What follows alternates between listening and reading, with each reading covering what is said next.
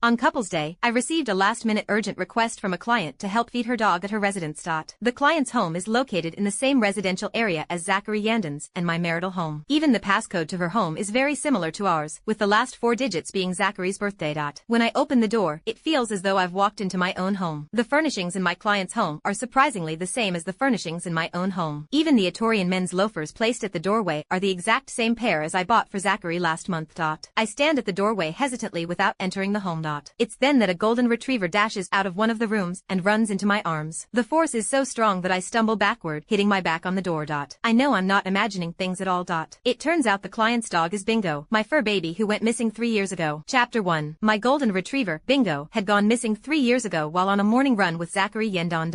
I had been utterly heartbroken at the news. For a long time after that, Zachary, compelled by his guilt, would spend hours handing out flyers with me after work. We even posted missing dog notices online on every social media platform and community group chat. Despite our efforts, we failed to find Bingo even after several months. I had never once doubted Zachary's sincerity. Yet now, I suddenly found Bingo in a client's home, one that looked almost identical to my own home. Besides that, there was that pair of men's shoes by the foyer. I didn't dare let myself continue down that train of thought. After all, Zachary and I were about to get married in 2 months.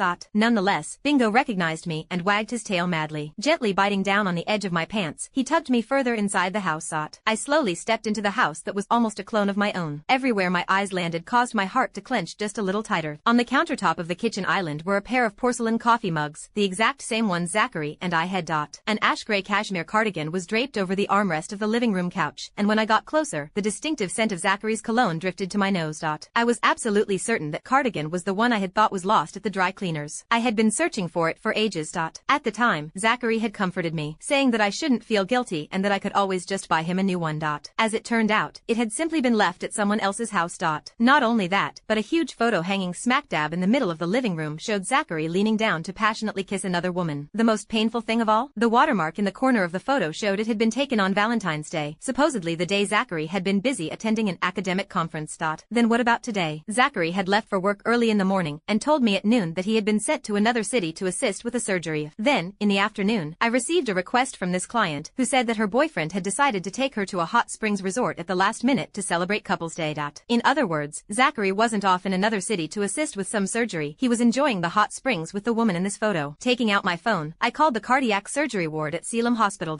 Hello, is Dr. Yandon free for the next 2 days? I would like to make an appointment for a follow-up. Dr. Yandon is away on leave and will only return to work the day after tomorrow. Is he really away on leave? I'm sorry, but according to the duty roster, Dr. Yandon is truly away on leave. Would you like to make an appointment with one of the other doctors? I stood rooted to the spot as my mind went blank, not even realizing it when the call ended. Eventually, I was snapped out of my daze by the chime of my phone, indicating that I had a message. It was from Zachary. Honey, I was asked to aid in an emergency surgery at the last moment, so I won't be able to make it back tonight. Happy Couples Day. Even though you have to spend it alone, remember to be happy, okay? I love you. The words seemed to stab at my eyes, making them sting.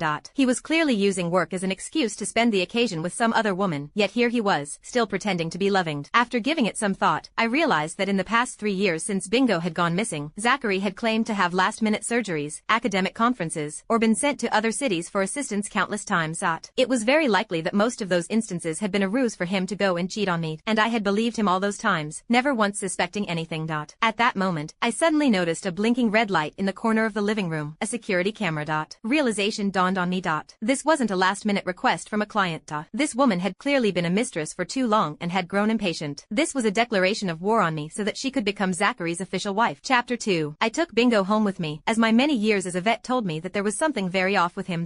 Bingo had been an exuberant dog since he was a puppy. After reuniting with me, he had lunged at me in excitement, nuzzled me, wagged his tail. However, he had never once made a sound, not even a soft whine. He had been entirely silent, too silent. Anxious over my beloved dog, I placed him on my work table and began gently examining him.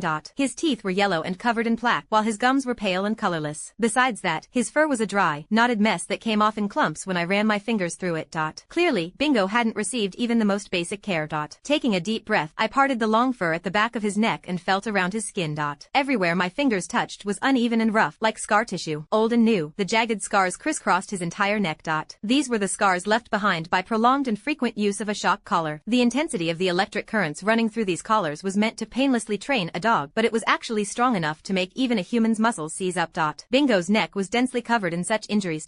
My fingers shook violently at the implications. I still remembered how Zachary had waited waited with me for Bingo to be born. How clumsy he had been as he wiped the newborn puppy clean. How could he be so cruel? If he didn't like Bingo, why did he have to pretend? Why did he have to steal my dog away and gift him to someone else, only to treat him like this? Then again, was my situation any different than Bingo's? Zachary had treated both of us in the same manner. That woman was actually a member at my vet clinic. Upon checking her membership, I learned that she was named